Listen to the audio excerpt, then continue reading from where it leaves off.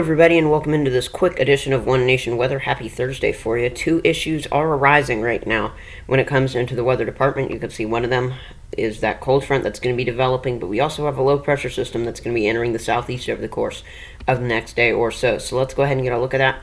Updated on Thursday, April 13th for you here, and I did want to point out, heard from various sources, including the Weather Channel this morning, that there was more than 1.5 feet of rainfall, nearly 2 feet in the Fort Lauderdale area, causing some major problems with the airport there. So hopefully everything gets back to running smoothly there, but it just shows you don't have to be in the highest level of flood threat. It was just a level 1, level 2 flood threat in that zone.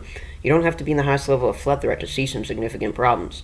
Here's a look at the highs for Thursday. You can see temperatures in the 80s to near 90 working their way up in the plains, but also a zone of 80s in the mid-Atlantic and northeast, as well as a temperature near 90 in Hartford, Connecticut. So we're keeping an eye on that.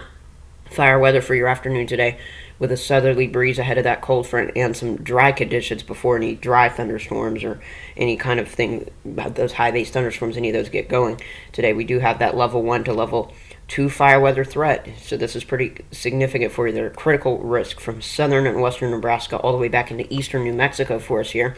In that same zone, there's also at least a level 1 risk for some pop-up storms today.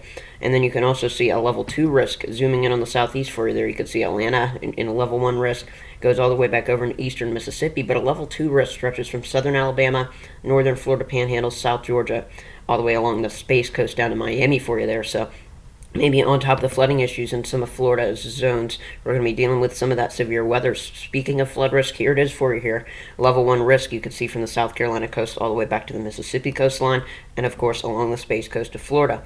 This evening, we'll see some of those thunderstorms get going. It's these isolated cells on the eastern side here that are going to stretch all the way along I-95 through Florida into the Georgia coast, as well up towards the I-85 corridor in the Atlanta zone for you there. Those are the ones we're watching. And then again, as we go into your Friday, we'll at least have a risk for some of those severe storms to continue from Greenville to Charlotte all the way up to Raleigh, as well as into southern Virginia. We're keeping an eye on that risk. And then eastern portions of the plains, we're also looking at a level 2 risk developing tomorrow.